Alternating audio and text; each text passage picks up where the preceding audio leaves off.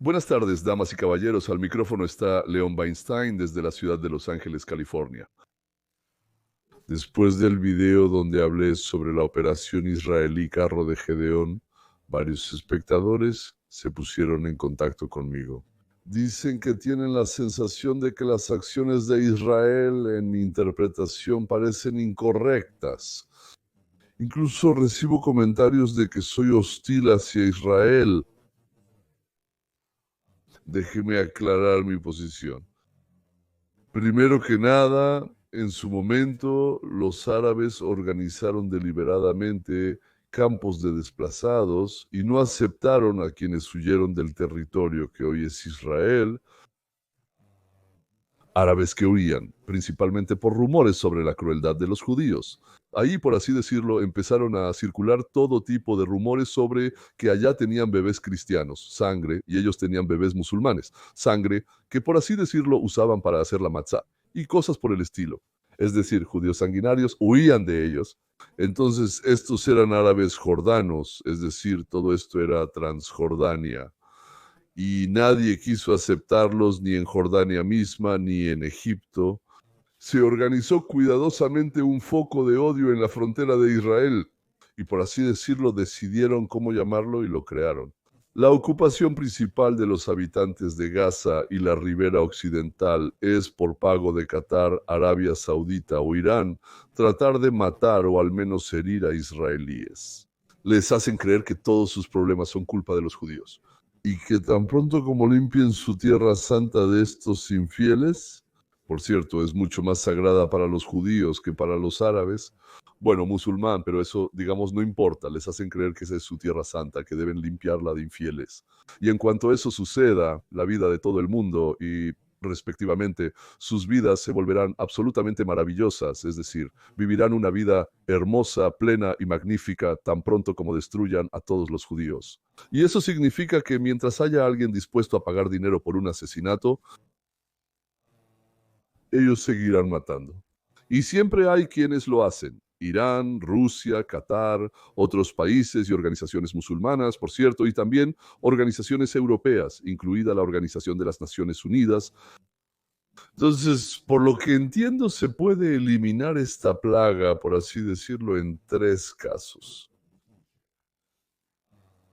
De tres maneras, sí. Digamos, hasta la destrucción total de 5 millones de musulmanes, no sé exactamente cuántos viven ahí. Dicen que tanto en Gaza como en la ribera occidental, esa es una cifra inventada para recibir más ayuda de la Organización de las Naciones Unidas. No lo sé, pero la cifra oficial es que entre 4 millones y medio y 5 millones de personas se encuentran en estos dos enclaves. Es decir, así se podría, por decirlo así, destruir completamente a toda esta población. Pero espero que todos entiendan que el Estado judío no va a hacer eso. Aquí está la segunda pregunta. La segunda opción es la reeducación, es decir, convencer a quienes dan dinero de que dejen de hacerlo y cambiar la propaganda anti-israelí por una projudía. Bueno, digamos, al menos en esos países que rodean a Israel, enfatizando allí el parentesco de naciones, pueblos, religión e historia. Eso probablemente se puede hacer, pero lo más seguro es que no sea en un futuro cercano.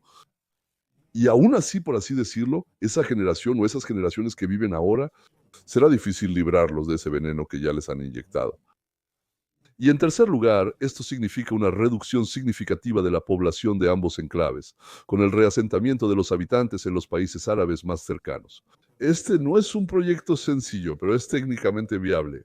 Es decir, si los demás, por así decirlo, bueno, digamos, el primero es imposible, el segundo es casi imposible, entonces el tercero es complicado, sí, pero técnicamente es viable. Bueno, claro, esta combinación de propaganda es aún mejor. Entonces, la opción israelí más el reasentamiento de Gaza hoy y para Cisjordania o el reasentamiento en el futuro o tal vez la organización de algún tipo de autonomía allí con la posibilidad de verificación durante al menos 10 años. ¿Podrán los árabes, los judíos y los samaritanos vivir una vida independiente, es decir, proveerse de todo lo necesario, deshacerse de la ideología de la muerte, la destrucción y cosas por el estilo? La forma en que Israel ha existido desde 1948, esto sucede cada 3 a 5 años. Los vecinos, después de ser derrotados, se rearman y atacan al Estado judío.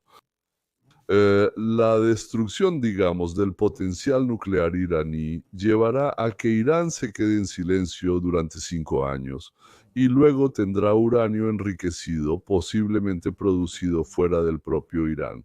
Pero las bombas serán llevadas a Irán y, por así decirlo, instaladas en misiles que están siendo desarrollados y ya listos para su uso allí.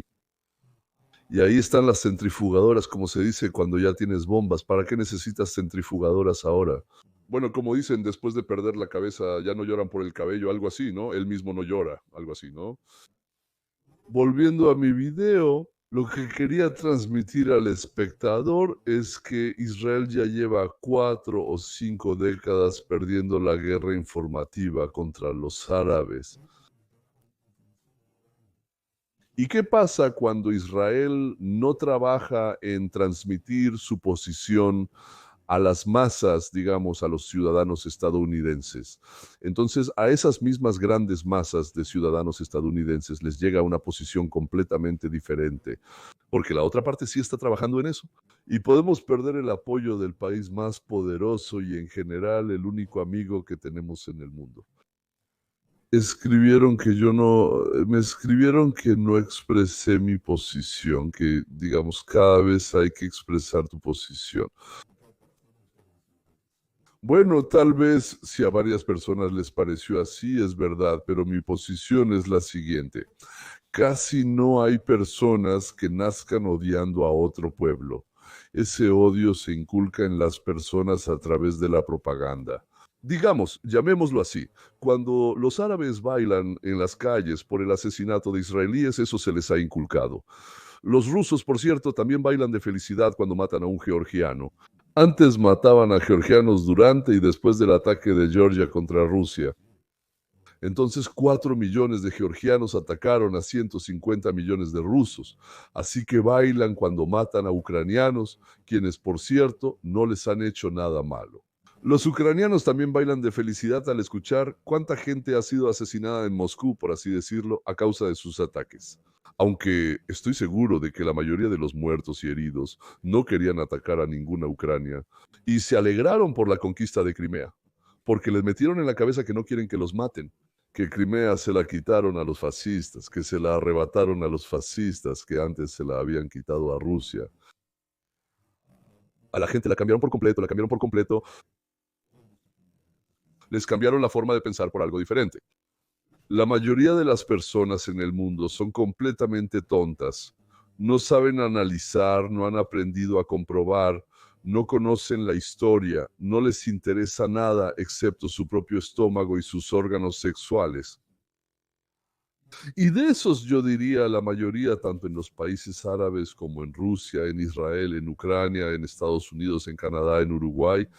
Estoy seguro de que en el planeta Nibiru, si hay población ahí, también la mayoría de la población es tonta. Y se pueden aplastar chinches, probablemente se pueden envenenar hormigas y atrapar conejos en trampas. Y en China, por cierto, destruyeron a todos los gorriones, así fue ahí. Y en Europa, en la Edad Media, destruyeron a los gatos. ¿Y no eran enviados del diablo, como nos explicaba la iglesia? ¿Por qué surgió una avalancha, hordas de ratones y ratas y sobre ellos saltaban pulgas que, de hecho, esta bacteria pestis, creo que así se llama, es la que porta la peste? Y la mitad de Europa murió, bueno, como un tercio de Europa, la mitad de Inglaterra y Escocia. ¿Y qué creo yo que se debe hacer? Hay que resolver este problema. En círculo, en círculo, en círculo, cada vez, cada 3 o 5 años otra vez, puede que a ellos les salga algo. Si es reasentamiento, si son esos a quienes reasentaron y aquellos que viven en los campamentos. Los árabes no pueden convertirse en personas normales, en personas productivas normales, en un pueblo normal de productores. No se les puede dejar en proximidad inmediata con Israel. No se les puede quitar rápidamente el hábito de odiar y matar y luego Por eso, porque están cerca, es una amenaza a todos los israelíes que viven en su proximidad inmediata. Por cierto, los árabes en Gaza y en realidad en muchos países del mundo árabe musulmán no solo bailan. Sus representantes entran en jardines de niños y disparan a los niños, hacen explotar cafeterías con jóvenes sentados allí, con estudiantes, entran en autobuses y presionan el botón de explosión. Les han hecho creer que al morir y matar, llevándose la vida de personas de otra fe, se asegurarán una vida dulce en el paraíso. Ellos capturan a israelíes que entran accidentalmente en su barrio y los arrojan desde los techos de las casas. Ellos abren el vientre de mujeres embarazadas. Pensábamos que eso solo pasaba en las películas. Ellos meten a bebés judíos en hornos y los queman allí. Ellos cortan estrellas de 6 puntas en las espaldas de los prisioneros. Ellos cortan. Ya no puedo más, sí. La cultura de odio, muerte y la alegría salvaje por el sufrimiento de otras personas, creada en el mundo árabe, no se erradica fácilmente. Para eso es todo esto, decía Arabov. Hay que reasentar, hay que desplazar. Primero, hay que encontrar un lugar y negociar su acogida. Segundo, hay que trabajar con ellos para que entiendan que se les está dando una oportunidad de tener una buena vida. Y tercero, hay que arrasar sus campamentos medio destruidos hasta el suelo para que ni siquiera tengan la idea de que pueden regresar allí. Hay que enterrar los túneles, los depósitos de armas, para que vean que no hay a dónde regresar. La combinación de esto y el incentivo sobre la reubicación y debe aplicarse para separar a los jóvenes árabes criados como asesinos de los israelíes de su objetivo de asesinarlos y trasladarlos a la construcción de su propia vida, a la mejora de su existencia, para que tengan la oportunidad de mejorar su vida.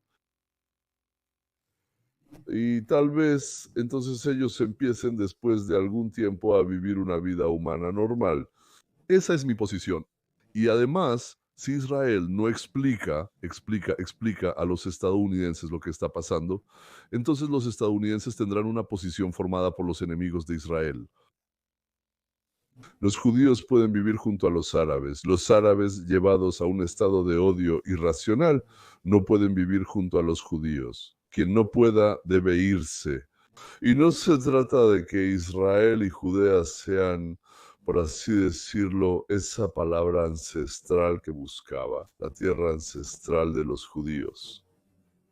Y ni siquiera se trata de que, como resultado del genocidio, la mitad del pueblo judío fue destruido y a la otra mitad la comunidad internacional le permitió regresar a su hogar histórico. El asunto es que dos grupos de personas no pueden coexistir, al menos durante 80 años no han podido hacerlo. Además, uno de los grupos puede vivir en paz con el otro, pero el segundo no lo logra de ninguna manera. En realidad no importa por qué. Por eso aquellos que no pueden vivir en paz deben ser reeducados.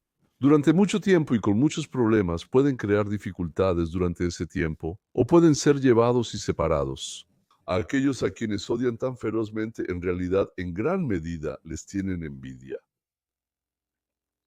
O una pared que no se puede escalar, volar por encima ni excavar por debajo, lo cual técnicamente probablemente hoy en día es imposible. O la reubicación a un lugar desde donde ya no puedan causar daño ni cometer asesinatos. Muy simple y claro, me parece. La posición es simple y clara. Ahora solo queda lo más pequeño, idear cómo llevar a cabo este plan y empezar a actuar. Por cierto, sobre Irán, los persas son uno de los pueblos más inteligentes y educables de la tierra. Algunos saben cantar, otros saben construir líneas de ensamblaje, pero los persas saben pensar. Irán bajo el Shah, era un estado laico y educado. Los iraníes no son enemigos de Israel ni originalmente de los judíos de América, de la cultura o de la ciencia. Los iraníes son esclavos de aquellos que fueron introducidos en su país por el presidente de los Estados Unidos de América. Carter y su asesor de seguridad nacional, Brzezinski. Estados Unidos expulsó al Shah, crearon las condiciones para que el Shah se viera obligado a irse. ¿Y para qué hicieron eso? Ahora voy a citar a Brzezinski. Para encender un incendio en las fronteras de la Unión Soviética, un incendio musulmán, eso es lo que se quería decir, sí, pero el incendio se extendió por todo el mundo. En Irán hay que impulsar el movimiento de resistencia de los mulás, es decir, dejar a Irán sin energía, hacerlo pobre e indefenso. O bien, otra opción, si Irán renuncia por completo, por así decirlo, por completo, a cualquier, digamos, producción de armas nucleares. Si abre el país para inspecciones y detiene la producción de armas de destrucción masiva, hay que integrar a Irán en las relaciones comerciales y de negocios con el mundo. China, el principal patrocinador de Irán, pierde posiciones porque empezaron, por así decirlo, una guerra comercial con nosotros. Se está produciendo la destrucción de la industria en China. Irán venderá menos petróleo. Cuanto menos compre China, menos podrá vender Irán. China empezará a reducir sus inversiones en Irán. Junto con el declive de China comenzará el declive de Irán.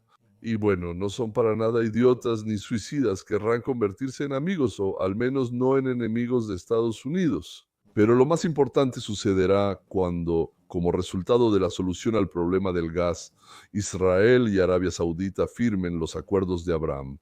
Y 1.200 millones de sunitas comenzarán a comprarle tecnología a Israel.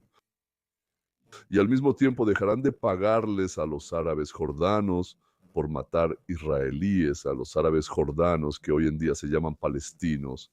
Por alguna razón, Irán entenderá que de ser uno de los países más desarrollados de la región, está empezando a convertirse en el país más débil y menos desarrollado. Aquí está, ahora. Entonces, después de hablar sobre Israel, hablemos también sobre Ucrania. Déjeme empezar diciendo que en el territorio de Ucrania, Rusia ha movilizado jardines de niños y hospitales, teatros donde se refugiaba la población civil. Ellos torturaron a los habitantes, violaron, mataron a chicas, torturaron y se burlaron de los capturados en cautiverio. Los rusos atropellaron a civiles con tanques y fuego directo. Dispararon a autos particulares donde había familias con niños y ancianos. Los rusos saquearon casas, rompieron y se llevaron lavadoras, microondas. De las conversaciones interceptadas con las familias de los militares, supimos cómo los soldados rusos se jactaban ante sus novias y madres de cómo violaban y mataban a ucranianos. Bueno, ahora entonces pasemos a la situación después de que dije esto, una especie de clave de sol sí. De vez en cuando recibo una oleada de odio de los ucranianos si de repente Dios no lo quiera. Digo algo que no corresponde a la línea general de Ucrania, de la propaganda ucraniana. Empecemos con los días ya lejanos. La Unión de Repúblicas Socialistas Soviéticas se desintegró. Ucrania era la segunda república en capacidad de producción, donde había producción de acero, arrabio, mineral de hierro, tractores, naves espaciales, automóviles, equipos para plantas eléctricas, una poderosa industria del carbón, petróleo, gas natural, industrias químicas, plásticos y materiales sintéticos. Ya ni hablar de los textiles, los artículos para el hogar y los productos alimenticios. Para el inicio de las acciones militares con la Federación Rusa en 2014, Ucrania ya había perdido para ese momento su industria militar y una parte significativa de la ingeniería mecánica.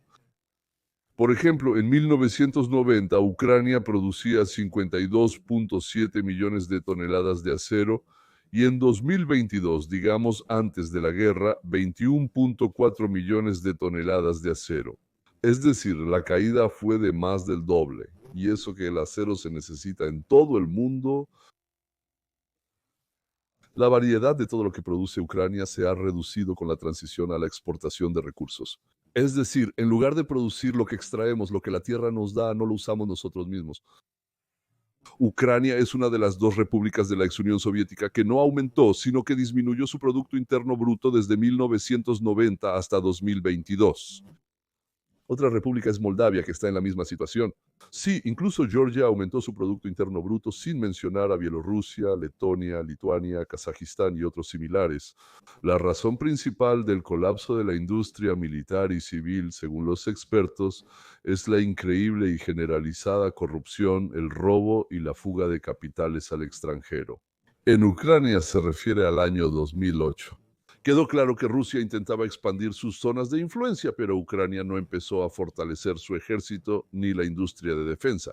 La razón principal, según los expertos, es el robo generalizado, prácticamente el saqueo del país.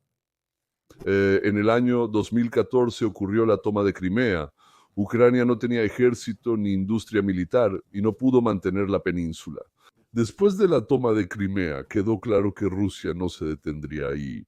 Ucrania no empezó a desarrollar la industria militar, pero algunos cambios sí se realizaron en el ejército, desde el año 2014 hasta el año 2022.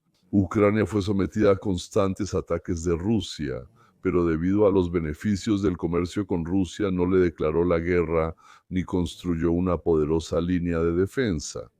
Y cuando se enteró de que en 4 meses Rusia planeaba un ataque, en vez de minar todos los accesos, desminó los accesos a la frontera con Kiev. Tal vez tengo información incorrecta, pero eso es lo que escriben los medios en diferentes idiomas, incluso en la propia Ucrania. En 2014 se firmó un acuerdo con Rusia, pero ni una ni la otra parte lo cumplió. En 2015. Ucrania aceptó llevar a cabo una reforma constitucional para cambiar de un Estado unitario a uno federal. Con la República Popular de Donetsk y la República Popular de Lugansk, así llamadas como sujetos de la federación, Ucrania no llevó a cabo la reforma, es decir, incumplió la prometida reforma constitucional. Y en 1922. Entonces, después de la invasión Ucrania y Rusia, volvieron a negociar las condiciones para el cese de la guerra al principio mismo de esta. Bueno, por consejo de los Estados Unidos de América y del Reino Unido, Ucrania rechazó ese acuerdo de paz, no teniendo armamento moderno. Equipamiento para el ejército. Sin tener su propia producción de armas, Ucrania se negó a cumplir con las exigencias rusas. ¿Y cuáles eran esas exigencias? La neutralidad de Ucrania, el rechazo a unirse a la OTAN, la desmilitarización y el reconocimiento de los territorios ocupados. Entonces ahora Rusia no exigía la creación de un Estado federal donde la República Popular de Lugansk y la República Popular de Donetsk, por así decirlo, entrarían como sujetos, sino que exigía el reconocimiento de ellos y de Crimea como rusos. Ahora, al entrar en la tercera ronda de negociaciones, Rusia exige que se le entreguen ya 4 regiones y Crimea. Parte de estos territorios Rusia no los ha capturado. Es decir, desde mi punto de vista, Rusia cometió crímenes al atacar a Ucrania en 2014, luego en Donbass y después con la invasión a gran escala. Rusia cometió una cantidad incontable de crímenes, siendo culpable de iniciar la escalada de acciones militares. Ucrania, por su parte, cometió varios errores fatales, incluyendo la destrucción de la industria y de la industria militar, especialmente al no proporcionar la seguridad adecuada al país y con una diplomacia poco inteligente, apostando y sin tener una defensa que pudiera respaldar esa apuesta. En lugar de prepararse, los ucranianos saqueaban el país y esperaban que alguien viniera, ya sea Ucrania, Europa o Estados Unidos, y los salvara en el momento más crítico. Y ahora hemos llegado al día de hoy. El general Zaluzny describió brillantemente la situación. Un nuevo tipo de operaciones militares que incluye inteligencia artificial, drones, comunicación satelital y cosas similares, permite atrincherarse y defenderse eficazmente, pero no permite salir de la cobertura y atacar, avanzar. Todos los que salen son destruidos. Es decir, ni Rusia avanza, por así decirlo, seriamente hacia adelante. Es decir, él dijo que avanza hacia adelante, pero ahí no son 100 kilómetros en 3 días, sino 15 kilómetros en un año y medio. Y todos los que salen, pues, son destruidos, ¿verdad? Y Rusia no puede de manera efectiva y rápida, a menos que pongan ahí medio millón, 1 millón de soldados, conquistar, por así decirlo, Ucrania a ese ritmo. Y Ucrania no puede avanzar a ningún lado, o sea, tal vez un poquito para allá, un poquito para acá, desde la posición que, bueno, Rusia ya ha capturado y mantiene. Y Rusia en las negociaciones, dijo Rubio, quiere obtener lo que no han capturado y no se sabe si podrán capturarlo. Y Ucrania en las negociaciones quiere que Rusia limpie el territorio que ha sido capturado por Rusia, algo que Ucrania no puede hacer por sí misma.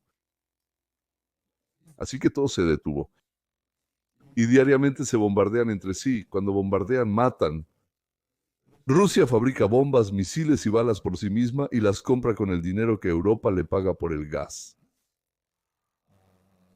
El gas también estaba en Ucrania, pero ellos no lo exportan. Ucrania tiene que pedir ayuda, la cual después de 3 años ya no quieren darle, aunque por supuesto fingen que sí, salidas de la situación. La primera es que la guerra de oposición continúa. Rusia tiene más bombas y misiles, por eso mueren más ucranianos.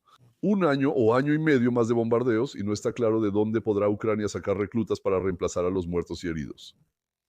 Rusia trae carne de cañón de China, Corea del Norte, Buriatia y de numerosas periferias de su imperio. Todos los días mueren ucranianos y lenta, pero seguramente Rusia avanzará hasta que finalmente Ucrania se quede sin fuerzas para resistir y probablemente todo el país termine siendo ocupado por Rusia. En segundo lugar, Rusia obtiene 5 regiones, se construye una frontera entre los países, en Ucrania comienzan a desarrollarse los recursos minerales, un consorcio internacional garantiza la seguridad y se lleva a cabo la reconstrucción de Ucrania dentro de fronteras reducidas. Decenas de miles de millones de dólares se invierten en el desarrollo de la industria, puertos, plantas eléctricas, ferrocarriles y el procesamiento de minerales. Ucrania, reducida dentro de sus nuevas fronteras, se está reconstruyendo y, con la ayuda de Estados Unidos, el Fondo de Desarrollo. El papel de los oligarcas y la corrupción en el país disminuye. Este es el segundo. Es una opción. No es que me guste o no me guste, simplemente es una opción. Y la tercera opción, Ucrania inventa el hiperboloide del ingeniero Garrin, o entra en contacto con extraterrestres, o de manera mágica convence a Trump de enviar al ejército de Estados Unidos y con la ayuda de esta arma maravillosa expulsa a las tropas rusas de su territorio. Y después de eso, los oligarcas regresan y ceden la propiedad de todo lo que hay en la tierra y bajo la tierra en el territorio de Ucrania.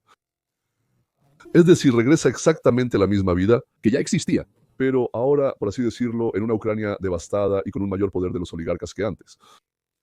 En otras palabras, la ocupación de Ucrania por parte de Rusia es lenta y han muerto otros 20, 50 o 100,000 ucranianos.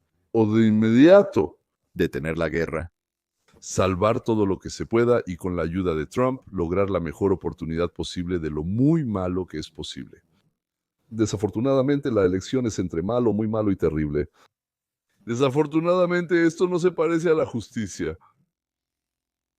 Desafortunadamente, la justicia suele estar solo en los jardines de niños. Cuando les cuentan cuentos, nunca se pelean entre ellos. Y en las películas de Hollywood, en la vida, funcionan reglas completamente diferentes.